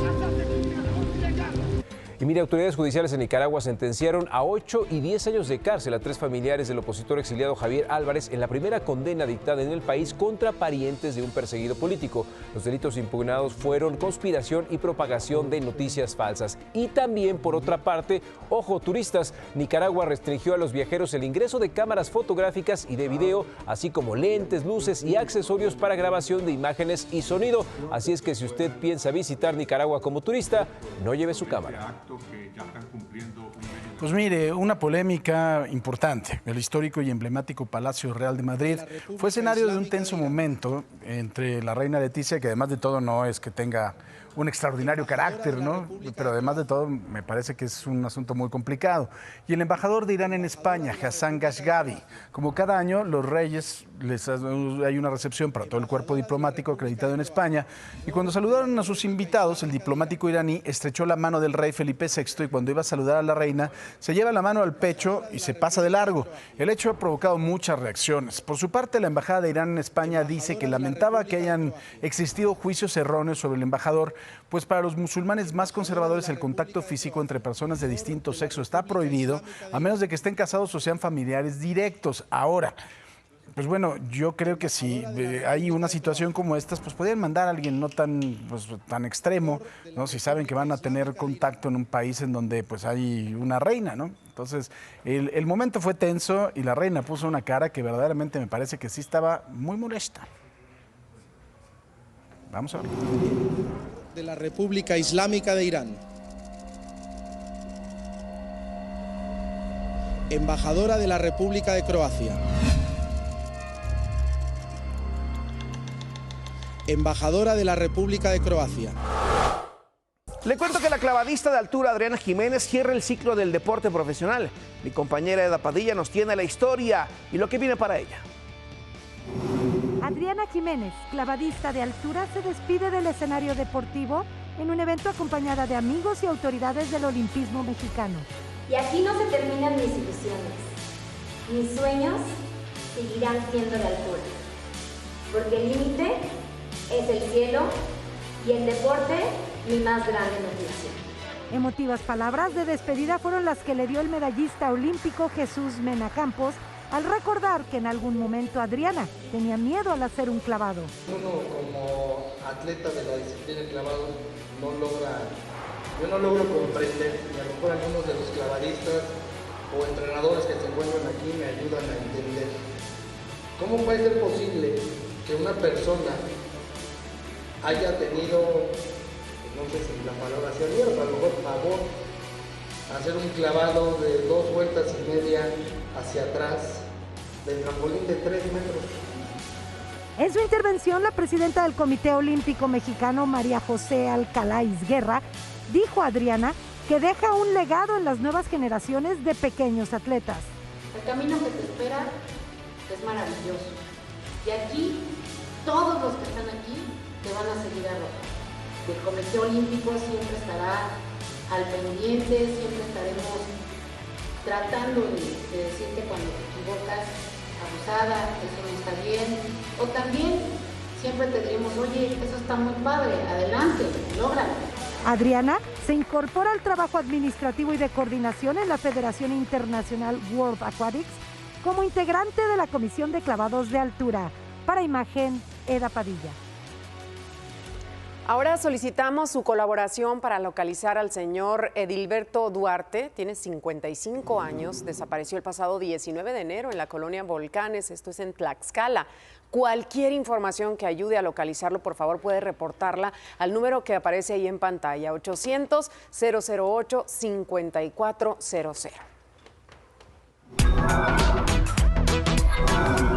Y miren, estamos en la época de lo políticamente correcto. Lo que antes era normal ahora se ha convertido en motivo de discusión y como la mejor forma de entender lo que pasa en el mundo es conociendo el mayor número de realidades con base en la experiencia de cada quien. Hoy les traigo un ejercicio que espero nos dé buen tema de conversación. ¿Qué opinan ustedes al respecto? ¿Es políticamente correcto? Y bueno, primero, Paco, más como papá, como abogado, ¿hay alguna violación a la ley aquí? Como papá. ¿Por qué? O sea, no, al principio no que no nos vayan a meter al tanque, ¿no? ¿Yo por qué?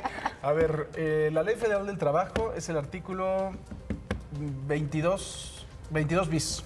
La Ley Federal del Trabajo dice que no está prohibido el trabajo de menores de 15 años, totalmente. Tal cual. Después de 15 años sí está permitido, pero hay limitaciones y hay tipos de trabajo a los cuales puedes estar o no.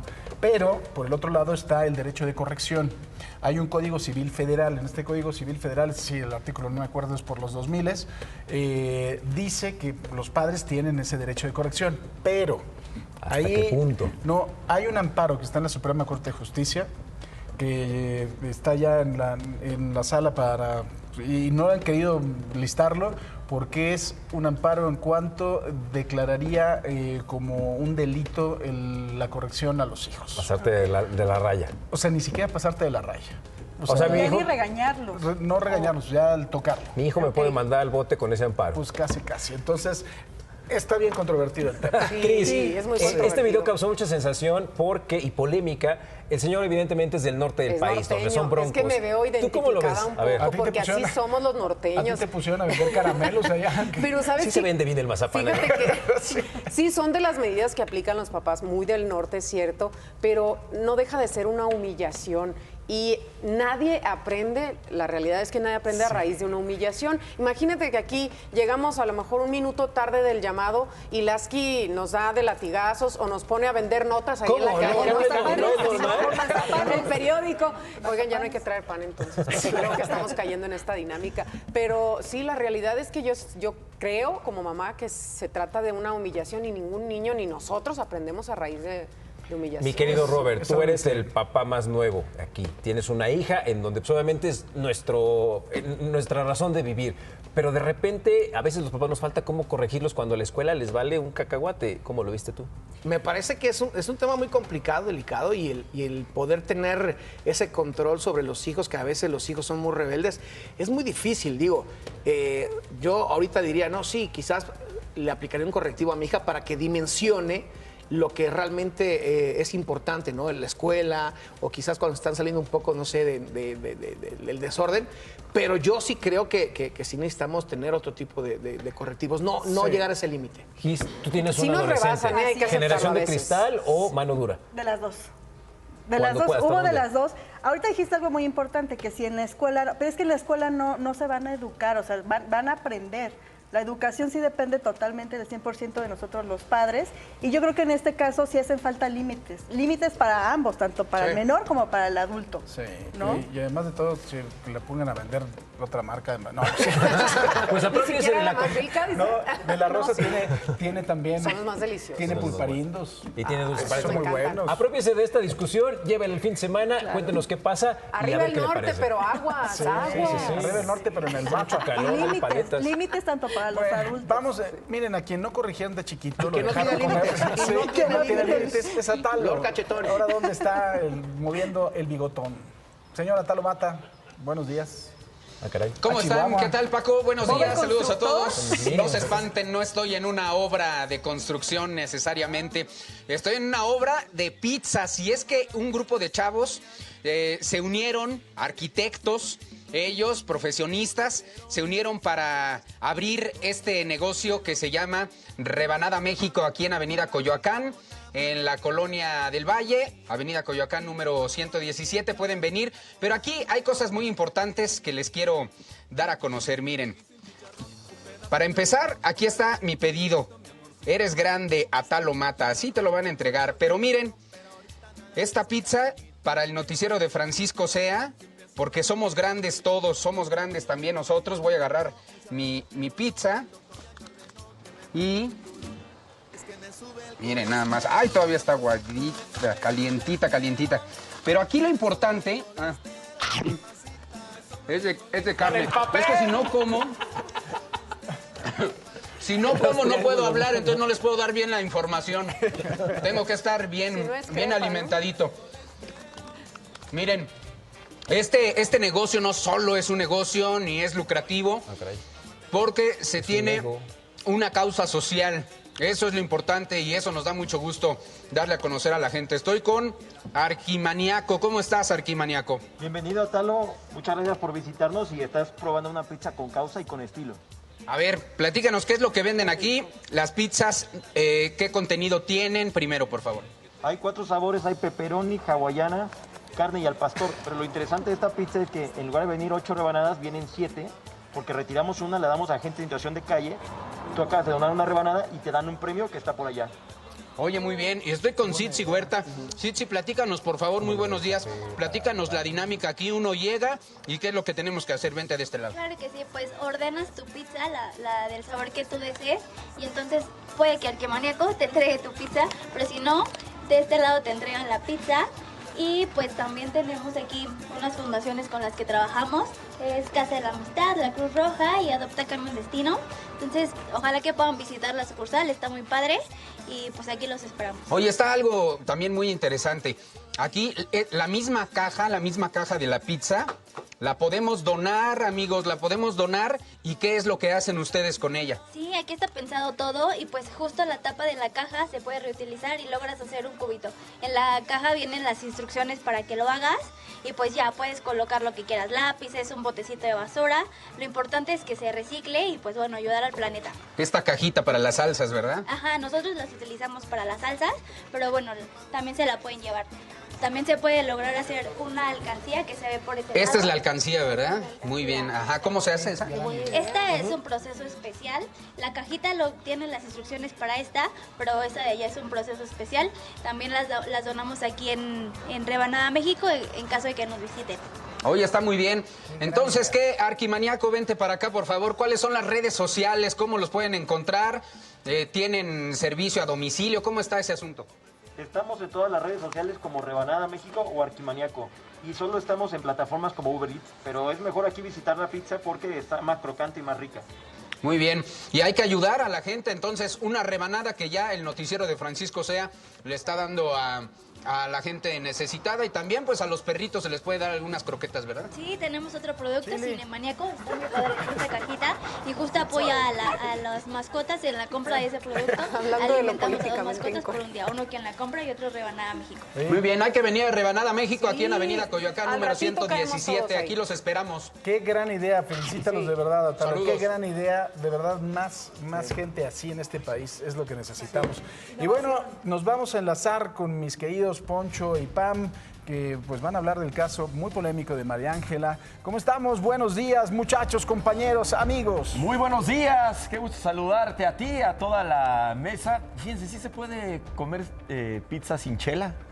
Sí, claro. Bueno, me parece no. Pero a ver, tenemos información bien importante, ¿no? Así es, vamos a platicar con Ulises Lara sobre este tema, con todas las dudas que quedan ahí en el aire. Paco, un saludo a todos y que tengan buen día. Saludos.